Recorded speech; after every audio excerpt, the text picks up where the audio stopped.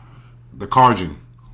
Karja. Karjan, Gotcha. yeah, a tribe that you actually have to engage with, and it's funny how, because I went on my roaming journey and like they put my invisible wall up and I was doing the guy on the fence like let me in, and then you had to progress throughout the story, like figure out why it's like that, and you're forced to engage into your environment, which is lovely. This game is beautiful, dude, and they did such a great job of doing that. But there are times in which I don't care for certain characters and they're just there. You're in the way. Yeah. You're just there. You're just talking, and they're very forgettable. So that was one of the downfalls, and it's very fluid, but it definitely still had some of my negative points of the game is when you sneak up one of the dinos, it still feels like Zero Dawn, the first game. Yeah, and I can agree. Like, and that's something I want to talk about as well. I know they've been beating the drums about the melee combat. Now, granted, I've not updated my melee skill tree at all just yet, so maybe I'm speaking too early. But it honestly kind of just feels like the last game. I feel like the hits are a little more impactful, but I mean, I don't really notice a difference yet. But like I said, maybe I need to get into that skill tree. I mean, I feel like the melee attacks are more like they're more useful. Like, I don't feel like in Zero Dawn, if someone ran up on me, I would maybe melee just to get that space in between us, get a couple long dives in, and then start shooting arrows again. Like, if an enemy closes the gap here, I am A-okay using melee to finish that fight if I absolutely have to. So I guess in some ways it's expanded in the initial phase of things, but I guess I just need to get a little further in before I see that. So I know you said that you've been working on that skill tree. So have you seen any improvements? As far as like there's more options, absolutely, but it still feels like the first one in some aspects, mechanically and visually. It's way more fluent, but again, it's just minor tweaks. It's nothing major. It's very minor when I say that. The game again is very beautiful, and then the environment. Okay. I need to say this. I love the main villain in this story. I love how he basically was like, "Hey, I'm sorry it took you so long to figure out what I've been up to, but even for you, here's the coordinates. Pull up. Make it easy on you. Pull up." I mean, honestly, I think Silence has always been an interesting villain. It's because he kind of walks that line where he's not... I don't want to say what he's doing isn't bad, because it's absolutely bad. But you understand why he's doing it. It's not doing it to be evil. He's not doing it for the sport. He is doing it because he has a hunger for knowledge. He is effectively Orochimaru. Like, if you are in the way of him gaining knowledge, he's probably gonna roll on you. But if you are an asset that he needs, he's going to work with you, but only long enough to get what he needs, and then he's going to be back on his shenanigans. So, I mean, I think he's really interesting because he just kind of walks that line. I did just meet, I forget her name right now, but I did just meet Angela Bassett's character. Oh. I mean, she's scary. She's Angela Bassett. It's like, I don't know if anyone's seen A Thin Line Between Love and Hate, but she was terrifying in that. Yeah, I mean, she's scary, bro. Like, I don't think I ever will. Hopefully I never will. Even if I have the opportunity, I hope I don't. But I've never had a time where Angela Bassett yelled at me directly. But playing as Aloy and having the agency of being Aloy and having Angela Bassett yell at me, I'm like, me? No smoke. I don't want it, please. Like, I never had a bad guy just had me kind of nervous. Like, I feel like she's gonna sun me because, That's like Angela Bassett in a lot of ways. It's like our generation's Felicia Rashad. She's everyone's mom. Everyone's mother. And you respect her or you will feel the wrath. So check this. And you probably picked this up when we was playing. Because we're definitely going to talk about your struggles with the Cobra here soon. Because I want to laugh at you. Bruh. I want to laugh at you. But my biggest thing that I really love about this game is not just visually, is how Aloy is looking at everyone's like, y'all need to get out your head. This is not some superficial thing that's going on. This is a science breakdown. You are not. This is an artificial intelligence. We need to get the data. It's not about any type. Look, so I'm with you here, and let me get this together because I've got to explain something to everyone. One of the biggest critiques I've heard about this game is Aloy is not likable. They don't like Aloy. They feel like she's mean. Blah blah blah. But check this out. In any story, the main character's role does not have to serve as someone that is relatable. They do not have to be likable.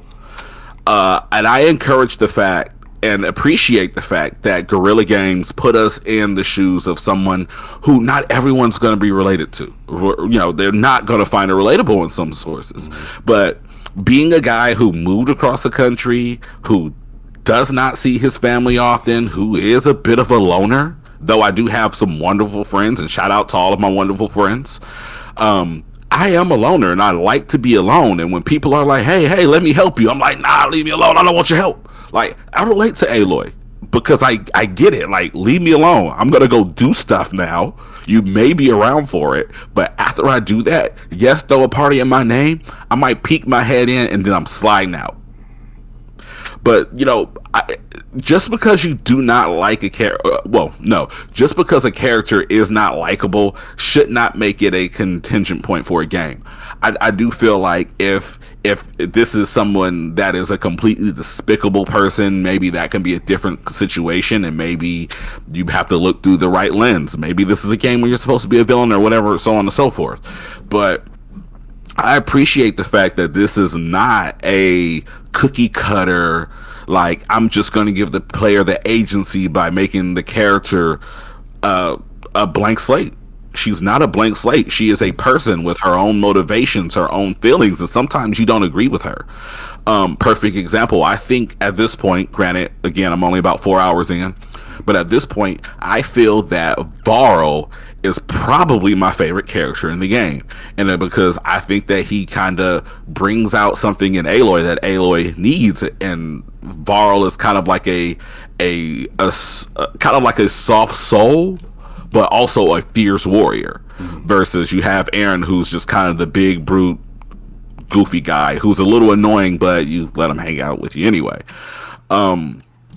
So it's okay. Like, don't hate Aloy because she's not who you want her to be. Like, that's more the reason to find the character interesting, because you're experiencing a story through the lens of someone who you don't know and you don't relate to. That makes it all the more interesting. Am I wrong here, Perry? You're not. And Aloy is who she needs to be in the world in which she's alone, because she is modernizing her knowledge and standpoint and where she sees the world at and what she needs to save it, while everyone else is still looking at people like Angela Bassett's character as this goddess being that's there. And Aloy's like, no, this is just a recording of someone that in past time put this information out. I need to find the data.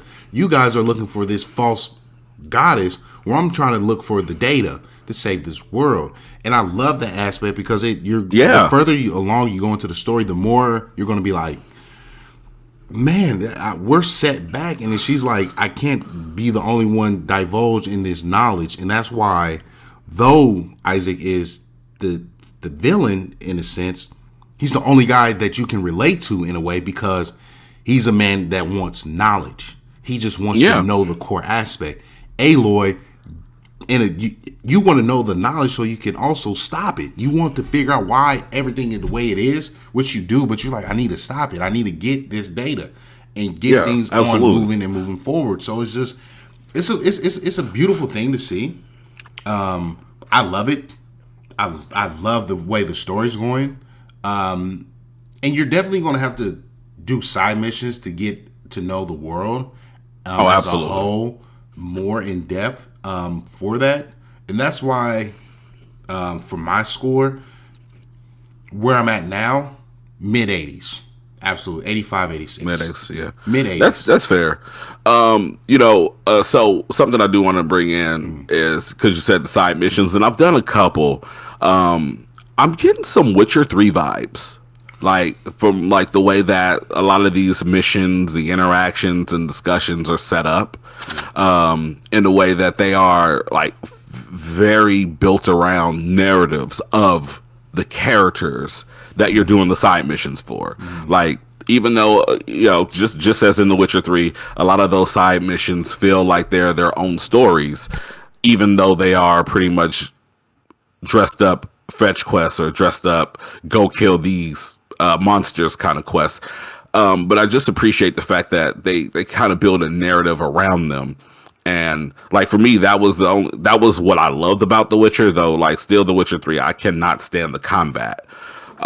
So definitely want to kind of give a shout out to Witcher 3, because I can definitely see the DNA from The Witcher 3 encapsulated within Horizon Forbidden West. But the climbing is not great. No. Like, yeah, like it's like the climb is not great, but at the same it's better. It's better, but I also like the fact that when you press your headset, it shows you what areas are climbable and what areas are not climbable. I love that hint on which, like, okay, I need to go up this side. Why I shouldn't be jumping over here? Because you couldn't do that in Horizon Zero Dawn. They didn't. Right. Yeah, the jank jump. Man, and it's just like, I'm going to wing it until I find something. And I definitely, I tried for the jank jump, and this one does not work. And if you don't know what the jank jump is in Zero Dawn, there are instances where maybe you were following your waypoint and your waypoint was telling you to go straight, but in front of you is a mountain and you have to go around the mountain. If you jumped on mountains at certain angles, you could literally kind of smooze your way and jump to the top of the mountain and then smooze your way down the other side of the mountain. And that's gone. Like, there is no more jank junk. I tried it. I tried it for like a good 5 minutes at one point. Does not work. I miss you, Skyrim, because that's all I did. But no. The jank jump. One thing I have to say about the map, I love the 3D aspect of it, and it shows you this is a mountain. You have to go around this mountain. It's not there for you to jump over jank jump. You need to go around. Here's a path. And I love to see the elevation in areas. Like, this is high, this is low. So there's a lot of pluses here, and the negatives that we have to say is very minor, in a sense. And so your interactions with your characters, G, they don't feel like a waste of time aside missions. Like, they feel like engaging. Like they're adding something to the world. Just not something like, I got to do this just because so I can get back to the true adding to the world. You're just in my way. No, like, you get lost, and I want to say this feels as good as me playing Ghost of Tsushima, where I'm like, I really think the main mission is cool, but I'm gonna go over here and slaughter these bad guys so I can go get this cool armor. Right. Yeah, and there's nothing wrong with that. Now, did you catch? And I don't remember his name, but did you catch the Sun King's son? Yeah. He was probably the most realistic looking child I have ever seen in a video game, to the point that it made me feel uncomfortable, because I feel like it got beyond the uncanny valley, where it was like, it just kind of looks like a kid.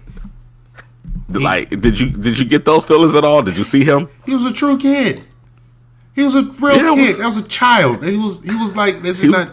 He was a real boy. He was a real boy. Like, that kid was like, we're gonna put this capture sensors on you, and I just want you to read these lines. But anything else, I want you to act natural, kid.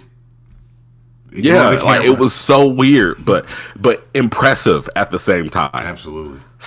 Yeah, so don't give us any more of those creepy looking kids that you gave us, because there's no stepping back from this. Because 10-year-old Aloy was a little creepy looking with that big old head.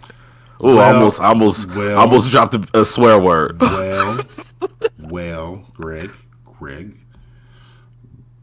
that that she had was quite relatable to your boy Nicholas Perry because I had a head that big. I have a Dome melon. piece. Dome piece. You know what I'm saying? But overall, man, I have nothing too negative. I love how this feels and works with the DualSense. Oh yeah, it feels great. They did their magic. Guerrilla Games did a great job. So I would have hoped that they maybe would have went a little harder on the trigger resistance. Yeah. But I do like that even as you're, and it's just funny because it was always the marketing speak. If you pull a bro, you can feel the tension of the string in your hand with the DualSense. Like, and they do give you a little bit of that sensation in the trigger, which is pretty cool. And then I've also noticed there are a few times like when you use R2 to pry things open with your spear. There are a couple times where I had to do that, and when I pushed the button all the way down to pry, and then after it pries open and the control vibration pops, the trigger actually went further down, and I'm like, oh wait, could it always go that much further down, or did they give me like a hard lock and then release it? Like, so there's some really cool things within the DualSense capabilities on this game. So, really quickly, before we switch topics, we did want to go ahead and talk about the first Slitherfang encounter here, right? Yeah, so you remember how we mentioned at the beginning of talking to this, Horizon Zero Dawn was not holding your hands? This fight proves that welcome to the open world aspects of gaming. Yeah, we're going to show to the you, jungle. We're going to show you the bare minimum of stuff, and then we're going to go have fun.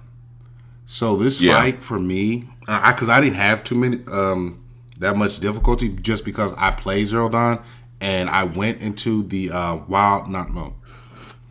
Frozen Wilds, and I went to go find Man Bear Big. Ooh, and it gave me a good warm up. So fighting this big, ugly cobra, which again they did a lot of good things when it came to these beasts, man, because they move really well. Yeah, man, they do. This was a true cobra sense. Like, it felt like you was truly fighting a giant snake, like a truly giant snake. Like, it moved like one and acted like one. It was phenomenal. Yeah, and I could definitely say, and I won't give spoilers of the context that you have it in, but this isn't much spoiler at all because you fight your first Slitherfang within the first hour of the game. Yeah. It's not anything that catches you by surprise. You literally see it 10, 15 minutes before you fight it. So this is no surprise. So in case anyone's upset about it. But when I tell you that this thing coils up, and if you watch enough Animal Planet, you know when a snake's gonna attack. It coils up, it gets into striking formation, and I'm like, no, it's not, it's not gonna strike. When I say the thing struck at me and launched across the battle arena, and I gasped, I was just like, woke up my wife, because this is when she was asleep, like right before I decided I was going to go play with the kids and be a good dad for a little bit. Yep, I'm only a good dad about an hour a day. It's a great way to stay in shape. It's a great way to stay in shape. But it was horrifying. Like, I was not ready for what that Slitherfang had for me. Furthermore, they set it up in a way where I kind of struggled with this fight a little bit because, Aloy is always kind of being a loner and talking to herself. It's kind of like mumbling and kind of giving the player advice as she's going along. She's like, all right, maybe I should scan and look around for something to use. So I got this thing about halfway down in health, and I'm like, all right, these bows are not really doing anything. Like, I need something. I need something better. What am I going to do? So I start scanning with the focus as she suggests, and I find a little like laser blaster in the dirt, and I shoot it at the Slitherfang, and the Slitherfang is taking some damage, but not enough to be like, yeah, ha ha ha, I'm going to win this fight now. I run out of ammo. He strikes at me again. I'm in a bad place, and I'm like, oh, I guess I'm just going to shoot it with 150 59 arrows until it drops dead. It was only after the fight ended and I'm wiping the sweat from my brow, my beautifully arched brows, as Liv always likes to point out, that there were 2 more laser cannons just sitting in the dirt waiting for me to pick them up. So like I spent like a good 5 or 6 minutes just shooting arrows at this guy when it should have literally took me like 30 seconds. It was a terrible experience, and I definitely French fried when I should have pizzaed. So there you have it.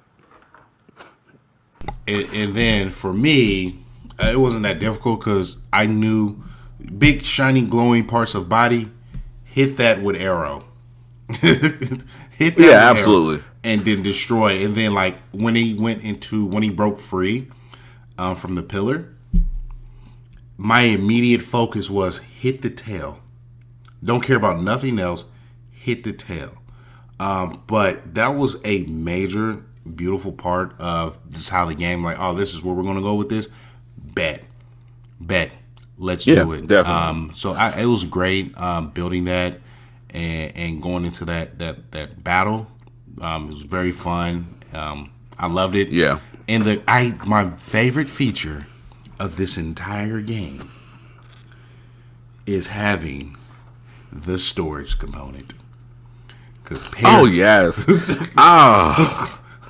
Like there is such a wonderful like hack to have the stash component, because in Horizon the original, when you pick up stuff and you picked up the maximum amount of sticks for arrows or chill water for ice, so on and so forth, like you can't pick up anymore, and at that point you've got to decide, am I going to drop something or am I going to leave this behind?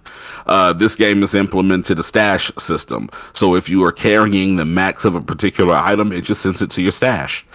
You can get to your stash in any city. You just go and you pick up what you need from it, and you keep it pushing. Yeah, and it's a wonderful way to keep the game in motion, because in a game like Horizon, where a staple mechanic of the game is hunting these machines, hunting even wild animals at point, and taking those parts, it's nice to have the ability to know that if you find the part that you need to craft your next armor or weapon or whatever it may be, you don't have to stress out and leave out a resource and to drop a resource that you may need for a impending boss battle, and so on and so forth. But all in all, thus far, I'm gonna give Horizon a solid 90%. It's definitely in the A territory, but of course we've both got to play more. Look out, as this is a longer game, I'm gonna predict that maybe this review is gonna take me about 2 weeks to get out. So we'll see. But definitely look out for it, because I'm looking with my critical eye. It's my critical eye.